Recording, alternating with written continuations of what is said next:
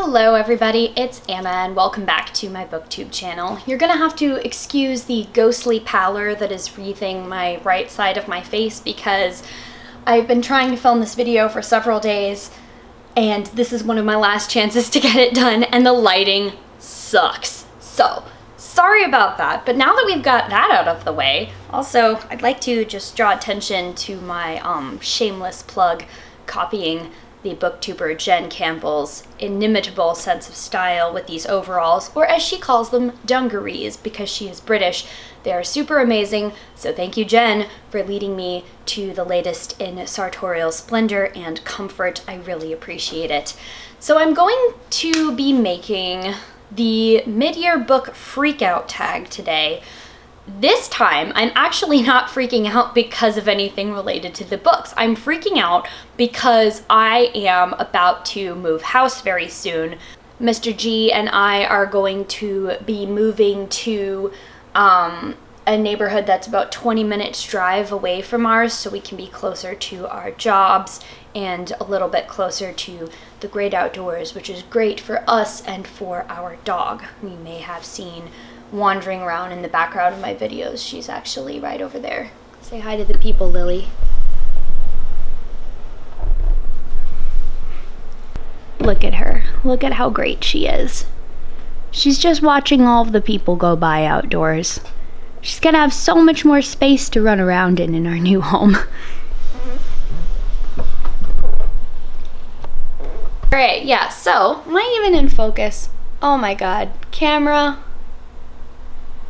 Give me a break. There we go. So anyways, a lot of the mid-year freakout is less due to the books that I've been reading and a lot more due to the fact that I'm apparently incapable of living a life without major transition or upheaval happening every 6 months. So yeah, let's go ahead and get into the tag, I suppose. I wasn't really tagged to do this by anyone. I've just seen it going around BookTube. I believe I made this tag last year as well, so if I did, I'll go ahead and leave a card so that you can watch what I was freaking out about this time last year. And as you will see, we will be going along with a very specific theme in this tag. So, let's get started. The first question is the best book that I've read in 2019 so far. This honor belongs to not a single book, but a set of books, and that is the Wayfarers trilogy by Becky Chambers. This begins with The Long Way to a Small Angry Planet, which I read for the Pride-a-thon, I believe. I've done 2 queer-related readathons this past month, so I think it was a Pride-a-thon. And then I had to immediately run out to the bookstore and get the next 2 books in the series because they're just that good. I couldn't wait. The best sequel you've read so far in 2019. I don't have the sequel with me because I have lent it to a friend, but it is The Phoenix Empress by Kay Arsenault Rivera. It's the second book in her Tiger's Daughter. I think the trilogy or series is called Their Bright Ascendancy, but I don't know. I may just be pulling that out of nowhere. I'm not sure why. But yeah, just when you think that nothing else can hurt your, queer fantasy loving little heart better than warrior women falling in love, the author writes a sequel that does the whole damn thing all over again. It's just incredible. It made me cry, it made me feel feelings. Can't wait for the 3rd book, which I believe is coming out later this fall. Next up is a new release you haven't read yet but want to. Oh, my computer. We're just struggling here today. It's fine. That's going to be The Priory of the Orange Tree by Samantha Shannon. I think I'm actually going to purchase this book because it's so long and the waiting list at the library is so long that I feel like it's more time and cost efficient for me to just buy a copy of it at this point. But I'm going to wait until after the house moving and everything settles down because I'm trying to pare down the number of books that I have to schlep all the way across the, 20-minute water crossing mountain climbing bridge that I'm moving over. So I'm gonna read that at some point this year. Haven't gotten to do it yet, but it's gonna happen. Okay, Next is my most anticipated release for the second half of the year. That is Dark Dawn by Jay Kristoff. Obviously, I don't have a cover since it hasn't been released yet, but it is the conclusion to his Nevernight Chronicles. I actually purchased these earlier this year because I got to meet him. But yeah, this is a book that like I'm going to make like I'm in third grade, drop everything and read when the third book in this series comes out because I can't wait. Okay, next is, oh, your biggest disappointment. So luckily for me, I haven't had too many disappointing reads this year. Part of that is because through my own like self-improvement and the encouragement of Mr. G, I have been able to abandon books more quickly that I'm really not enjoying and not liking, but have been a couple of exceptions, and the most notable one was the Dragonlance Chronicles. I'm sorry, these just did not do it for me. It was like if somebody was writing down their D&D campaign, but with every single flat character stereotype in the book. I was really looking forward to these. I really wanted to like them. But there's just so much good fantasy writing out there that, like, while I recognize this is important to the genre, it's just not it. And ooh, our biggest surprise. Really, this shouldn't have been surprising to me, and it won't be surprising to you by the end of this video, that it was The Wayfarers trilogy by Becky Chambers.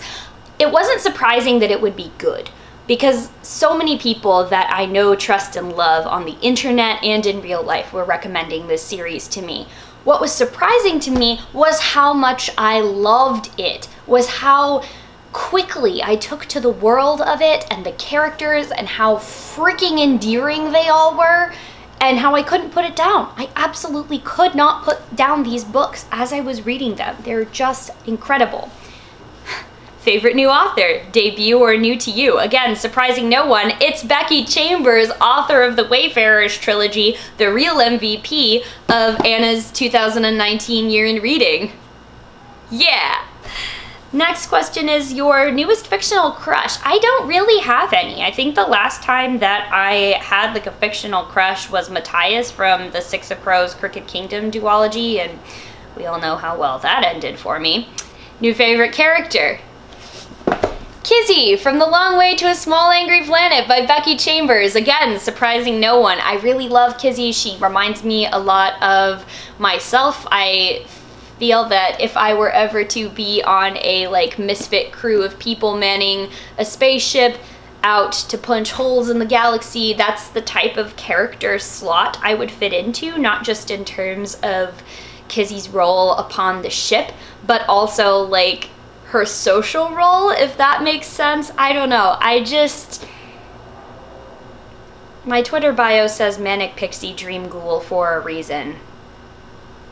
It's a type. Book that made you cry. Saddest book that you read. Again, surprising no one, it was A Closed and Common Orbit by Becky Chambers. I think that this was actually my favorite book. Oh no. It's got little food crumbs on it. I think this was actually my favorite book in the entire trilogy because the storytelling is so tight and it follows two characters that are mentioned, side characters, I guess, in the first book, Pepper, the Martyr, and Lovelace. Not Lovey, Lovelace. This book just, I don't think I've ever really cried about robots or artificial intelligence before, and then this year gave us Oppie and A Closed and Common Orbit, and I've cried twice. Just so good. A book that made you happy was actually a recent read that I wrapped up for the Queer Lit Readathon, and that was Ivy Aberdeen's Letter to the World by Ashley Herring Blake. I think this is just a wonderful book that anyone should read and everyone should read. It is a queer middle grade story. I'll go ahead and link my Queer Lit wrap up if you want to hear more about that, but it just brought such joy to my heart. Favorite book to film adaptation you saw this year? I don't actually think I've seen any movies per se that have been booked to film, but my favorite one is HBO's series Gentleman Jack, which if you haven't seen it yet, where have you been? get a hold of it. Find someone whose HBO password you can beg, borrow, or steal and watch it. Oh my God, it's so good. It's an adaptation of Anne Lister's diaries. She was a real person who lived in the late 18th century. Again, one of my favorite times in history. And she's considered by many to be the first modern lesbian. There's a lot of writing out there about what that means. So if you're curious, get yourself a hold of the copy of her diaries. The diaries and the sort of definitive biography that the show is based on should be pretty widely available in bookstores now because of the TV show. But when I first started reading it, it was for a gender and sexualities class in college for my English major. And I was like, oh my God, more people need to know about Anne Lister. Lucky me. What a time we're living in. It's great. What was my favorite review you've written this year? Oh, the BookTube version is the favorite video you've done so far in this year. It's actually not really related to books per se, but it's my Why Book Lovers Should Play Tabletop RPGs, which I will link again. So it's just going to be a very link-filled video. I'm excited about it. I had a lot of fun making that video. I had a lot of fun writing the script for it. I really enjoyed the community feedback that you guys gave me about it. I thought that was just wonderful and one of the main reasons why I'm on BookTube, really, for the community feedback. So give it a watch if you haven't watched it yet. The most beautiful book you've bought so far this year or received? Okay, that's really hard to choose because I think all my babies are beautiful. But if I had to, I would give it a toss-up between The Gilded Wolves by Roshani Chokshi, which I loved, and this new book that I got recently called Heartwood, Non-Binary Tales of Sylvan Fantasy. It's a comics anthology. Look at these golden end papers. Look at the gorgeous painting on the front. Look! The artwork inside! The fantastical queer folk of the forest rejoice! I really, really am excited to read this book. It's going to be great. And then the final question is, what books do you need to read by the end of the year? Well, ideally, I would get through all of the books on my TBR, which is fewer than 50. I don't think that would be too hard. But the ones that I absolutely need to read by the end of this year are... Actually, a fair number of them are going to fulfill my library's adult summer reading bingo board, so I really need to read them by the end of the summer.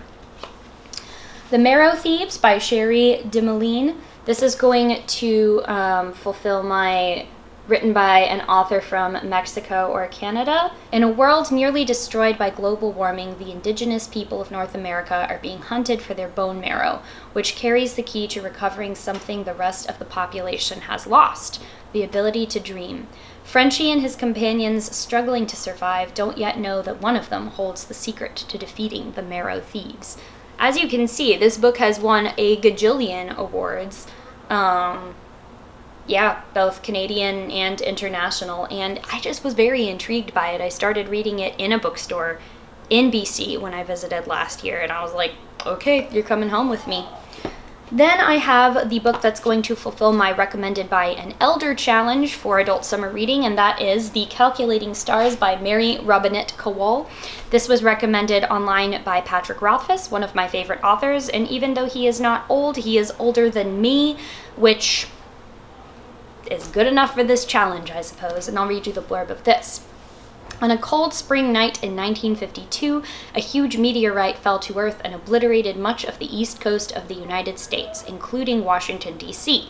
The ensuing climate cataclysm, I guess there's a theme here, will soon render Earth inhospitable for humanity as the last such meteorite did for the dinosaurs. This looming threat calls for a radically accelerated effort to colonize space, and requires a much larger share of humanity to take part in the process. Elma York's experience as a WASP pilot and mathematician earns her a place in the International Aerospace Coalition's attempts to put a man on the moon as a computer. But with so many skilled and experienced women pilots and scientists involved with the program, it doesn't take long before Elma begins to wonder why they can't go into space, too. Elma's drive to become the first lady astronaut is so strong that even the most dearly held conventions of society may not stand a chance against her. There's someone just yelling outside. That's rough, buddy. So yeah, that's a book I am very excited to read. I purchased it when I bought the rest of the Wayfarers trilogy because it's part of a series that I have been meaning to read for a while now, and now that more than just the first book in the series is out, I was like, okay, I think I can go ahead and start with this so that hopefully by the time I'm ready to finish it, all of the books will be out. And then the final book that I need to read this year is The Poppy War by R.F. Kuang, because I got this for my birthday back in February. Shout out to Dahlia, you're the best. And I still haven't read it. What the F happened? Oh, I know what happened. Comic-Con happened. I bought so many comic books and I haven't read all of those either. Why? Okay.